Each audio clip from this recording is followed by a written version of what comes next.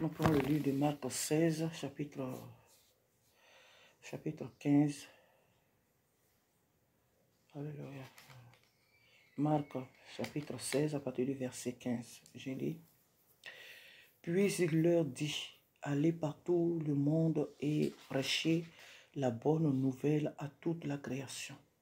Celui qui croira et qui sera baptisé sera sauvé, mais celui qui ne croira pas sera condamné. Verset 17. Voici les miracles qui accompagneront ceux qui auront cru.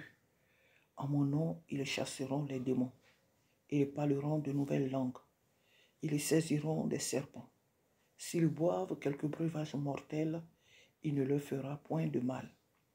Ils imposeront les mains aux malades et les malades seront guéris. Le Seigneur, après leur avoir parlé, fut enlevé au ciel et il s'assit à la droite de Dieu. Et ils s'en allèrent prêcher partout. Le Seigneur travaillait avec eux et confirmait la parole par les miracles qui l'accompagnaient. Par les miracles qui l'accompagnaient. Amen.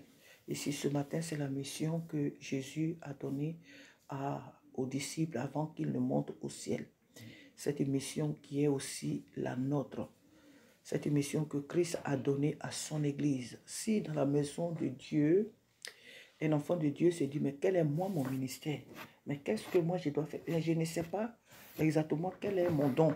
C'est vrai, chacun de nous a reçu un don particulier dans la maison de Dieu pour être efficace, pour servir Dieu. C'est vrai. Mais l'Église a une mission. L'Église a une mission commune. Et ici, la Bible dit, puis il leur dit, allez par tout le monde et prêchez la bonne nouvelle à toute la création. Jésus, en donnant cette mission à ses disciples, il la donne à toute l'Église. Jésus a donné cette mission à toute l'Église, peu importe comment on appelle son nom ou son, je ne sais pas, à partir du moment où c'est la maison de Dieu.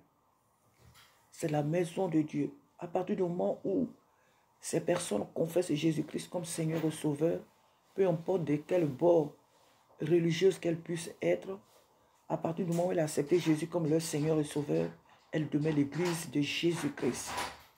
Elle demeure la maison de Dieu. Elle demeure la propriété de Jésus-Christ.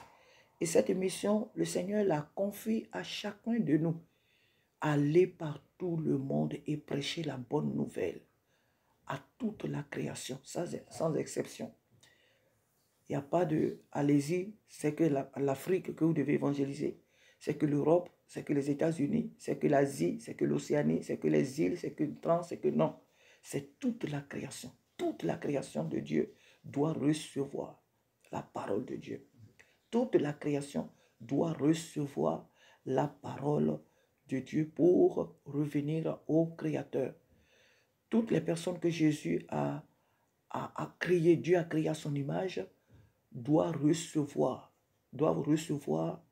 le salut qui vient du Seigneur. Il dit, celui qui croira sera sauvé. Celui qui croira, croire tout simplement, croire tout simplement. Celui qui croira en cet appel, celui qui croira au sacrifice de Jésus-Christ, celui qui croira que Jésus-Christ est venu pour lui, pour le sauver, celui qui l'acceptera par ses paroles, celui qui l'acceptera dans sa vie, la Bible dit qu'il sera sauvé. La Bible ne nous parle pas ici que celui qui aura donné de l'argent à un pasteur ou à un prophète ou à temps, il aura la vie éternelle. Celui qui aura fait des moments de jeûne et de prière, celui qui aura passé du temps dans la prière de 2 heures, prière de 5 heures, prière, non, celui-là, la Bible dit, celui qui croira sera sauvé. Tout simplement, il faut croire. Il n'y a pas de sacrifice à cela. Il n'y a pas de don, il n'y a pas de, je ne sais quoi, il n'y a pas de migmag à faire pour ça. Celui qui croira que Jésus-Christ est son sauveur, il sera sauvé. Mais celui qui ne croira pas, la Bible dit qu'il ne sera pas sauvé, mais quoi? Il sera condamné. Condamné quoi? Aller en enfer. tu seras condamné à aller dans le tourment éternel. Et le désir de Dieu est que l'humanité entière croit. Mais ici, Dieu ne nous dit pas seulement que quand tu crois, tu as cru, et puis tu fais de ta vie du reste que non. C'est que quand tu as cru, ce qui veut dire que tu t'es converti, ce qui veut dire que tu t'es attaché à la personne de Jésus. Et désormais, tu vis comme le Seigneur te demande de vivre. Tu vis selon la parole de Dieu. Tu vis selon les principes de Dieu. Alors, quand tu es entré dans la maison de Dieu, quand tu es entré dans cette famille, quand tu as accepté la main tendue de Jésus-Christ, qu'est-ce qui suit après? Il dit, voici, puisque Dieu nous envoie aller prêcher l'évangile, il nous envoie proclamer sa parole, et le Seigneur Jésus sait qu'il nous envoie au milieu des loups, il nous envoie au milieu des nations méchantes, au milieu des personnes méchantes, au milieu des personnes qui ne le connaissent pas. Donc, et pour cela, il nous équipe. Il ne nous envoie pas comme ça vide. Allez-y prêcher la parole et puis ça. Non. Jésus nous donne l'épée.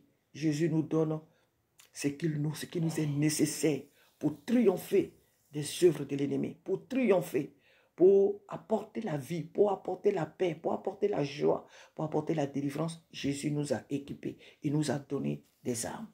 Il dit, voici les miracles qui accompagneront ceux qui auront cru. Ceux qui auront cru là, voilà les miracles qui les accompagneront. Ceux qui auront cru. Ici, ceux qui auront cru ne veut pas dire les pasteurs. Ceux qui auront cru ne veut pas dire les leaders. Non, tous ceux qui croient en Jésus-Christ, même celui qui vient d'accepter Jésus-Christ aujourd'hui, voici les miracles qui l'accompagnent. Il dit quoi? Il dit à ceux qui auront cru, en mon nom, ils chasseront les démons.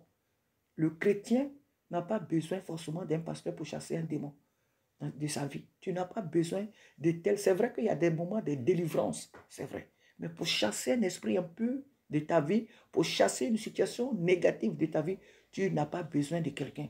Par la parole de Dieu, au nom de Jésus. Il a dit au nom de Jésus. Et dit tout simplement, esprit un peu, je te chasse de ma vie, je te chasse de ma maison, je te chasse de cette situation, au nom de Jésus.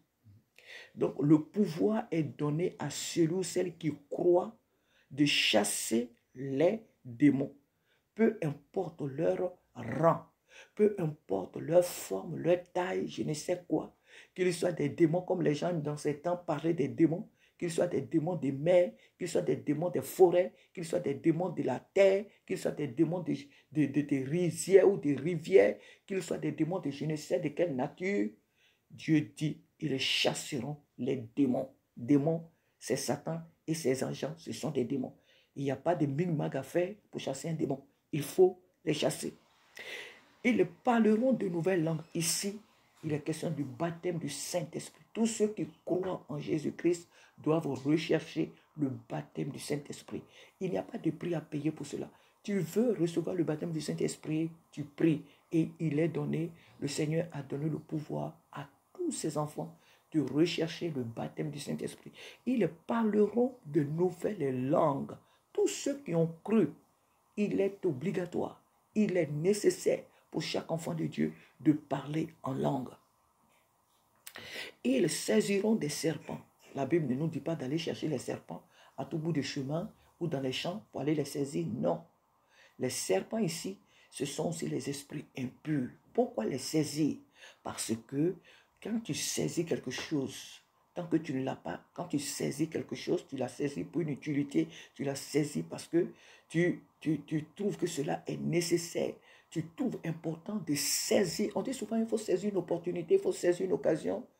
Ici, Dieu dit ils saisiront des serpents. Mais pour faire quoi? C'est-à-dire, ils vont accorder une grande importance à ce qu'ils font au point qu'ils vont les détruire. Ils vont les saisir, pas qu'ils vont en parler à tout moment, comme on le voit dans ces temps. Mais ça dit quand ils voient leurs œuvres là, ils ne vont pas passer là-dessus comme ça. Ils vont les chasser, ils vont détruire leurs œuvres. Ils vont les saisir. Les saisir aussi veut dire que leurs œuvres sont à leur portée. Ce qu'ils font est à notre portée. Nous avons le pouvoir de détruire leurs œuvres. Leurs œuvres sont tellement minimes, sont tellement insignifiantes, au point que nous pouvons les saisir. Ils saisiront des serpents. Ils saisiront des serpents. S'ils boivent quelques breuvages mortels, il ne leur fera aucun mal. Ça, c'est la parole de Dieu qui dit, un enfant de Dieu, c'est pas qu'il va aller chercher, il ne faut pas aller chercher les poisons pour dire, comme le Seigneur a dit, s'ils boivent quelques breuvages, donc on dit ça là, c'est nuisible, je mange. Dans le supermarché, on dit ça, c'est périmé, j'achète et puis je mange. Parce que dans le frigo, je vois que j'ai mis là quelque chose qui est périmé et je prends, je mange. Pourquoi? Parce que le Seigneur a dit non, on ne tente pas Dieu. Quand tu sais et tu fais, c'est une tentation, donc il ne faut pas le faire. Mais un enfant de Dieu qu'on empoisonne, un enfant de Dieu que tu vas dans un restaurant, la nourriture empoisonnée, tu ne sais pas. Tu vas à un anniversaire, tu vas à une fête, on t'a invité. Or, la nourriture, ils t'ont piégé de la nourriture empoisonnée, tu ne le sais. Tout ce que tu ne sais pas, tout ce que tu ne sais pas, mais que tu manges, la Bible dit que cela est sanctifié et ne te causera aucun tort. Tout breuvage mortel ne te fera aucun mal. Il ne leur fera point de mal. Ils imposeront les mains aux malades et les malades seront guéris. Ici, la Bible ne dit pas encore que ce sont une catégorie de personnes, comme on le voit souvent ici, ce sont les pasteurs qui exercent ce ministère dans les églises. Le pouvoir a été donné à tous les enfants de Dieu. Même celui qui vient aujourd'hui d'accepter le Seigneur peut prier pour un malade et ce malade peut recevoir la guérison. Donc le mandat a été donné à chaque enfant de Dieu de prier pour les malades afin qu'ils reçoivent la guérison. Le Seigneur, après leur avoir parlé, fut enlevé au ciel et il s'assit à la droite de Dieu. Et il s'en allait prêcher partout. Donc c'est vraiment le mandat que le Seigneur Jésus nous a donné. C'est vraiment une recommandation que le Seigneur Jésus nous a donnée. Une mission que le Seigneur a donnée vraiment à son Église. Ce fut vraiment sa dernière parole quand il fut enlevé au ciel. C'est la recommandation, c'est la mission qu'il a donnée à chacun de nous. Cette Église, nous avons le mandat de prêcher encore. Nous avons le mandat d'évangéliser encore dans cette ville. Nous avons reçu le mandat chaque jour que Dieu fait. Que ce soit un programme à l'Église, que ce soit la vie de chaque jour, Dieu nous autorise à proclamer sa parole. La ville de Meaux, il y a beaucoup de nouvelles personnes qui sont venues à Meaux, qui n'ont pas vu encore nos moments d'évangélisation. Il y a des nouvelles âmes qui viennent chaque jour et nous devons nous tourner vers elles pour leur apporter la parole. Ce matin, la mission qui nous a été confiée, c'est vraiment d'aller partout et d'apporter la bonne nouvelle. Mais le Seigneur nous envoyant à cette mission, il nous a équipés. Il nous a équipés afin que nous ne partions à cette mission sans rien. Quand tu envoies quelqu'un, quand tu envoies ton enfant aller t'acheter quelque chose, aller faire quelque chose, tu lui donnes tous les moyens nécessaires pour faire ce à quoi tu l'envoies. Voilà, c'est pourquoi tu l'envoies. Tu lui donnes tout ce qu'il faut. Alléluia. Et ici, Jésus, en nous envoyant dans le monde, il nous a équipés. Il nous a équipés pour ne pas aller les bras ballants. Un soldat va en guerre avec une arme, pas les mains vides, sinon il se fera tuer, il se fera écraser. Et Jésus nous envoie avec, alléluia, avec des armes. Il nous charge, il nous donne les armes nécessaires pour remplir, pour accomplir notre mission. Que son nom soit béni ce matin pour cette mission qu'il nous a confiée. Que par sa grâce, toute cette mission, qu'elle soit vraiment fructueuse, vraiment que le Seigneur nous permette d'avoir des âmes pour que son royaume soit rempli. Amen. À lui seul soit toute la gloire au nom de Jésus-Christ ce matin. Amen. Notre espoir dans le combat, c'est Jésus le roi des rois. Dans le ciel notre avocat, le rocher de notre foi. Notre espoir dans le combat, c'est Jésus le roi des rois. Dans le ciel notre avocat, le rocher de notre foi. La victoire est possible si nous marchons par esprit. Ainsi salmodient les anges. Alléluia, Amen. La victoire est possible si nous marchons par l'esprit. Ainsi salmodient les anges. Alléluia, Amen. Notre espoir dans le combat, c'est Jésus le roi des rois. Dans le ciel, notre avocat, le rocher de notre foi. Notre espoir dans les combats, c'est Jésus le roi des rois. Dans le ciel, notre avocat, le rocher de notre foi. La victoire est possible si nous marchons par l'esprit.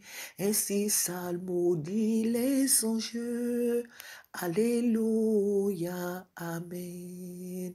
La victoire est possible si nous marchons par esprit.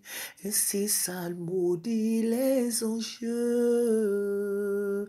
Alléluia, Amen. La victoire est possible. Alléluia, par le nom puissant de Jésus-Christ. Que toute la gloire te soit rendue ce matin, Seigneur, parce que tu es avec nous. Tu marches toi-même devant nous. Que toute la gloire te revienne. Merci pour cette émission, Père de gloire, que tu nous as confiée, ô Éternel. Tu ne nous as pas, Seigneur Dieu de gloire, envoyé les mains vides. Tu nous as donné ta parole. Tu nous as donné ton mandat, Seigneur Dieu, de proclamer ta parole dans la victoire. Ô Éternel, que ces miracles chaque jour, Seigneur Dieu, accompagne quiconque croit en toi. Seigneur, fortifie notre foi pour accomplir cette émission.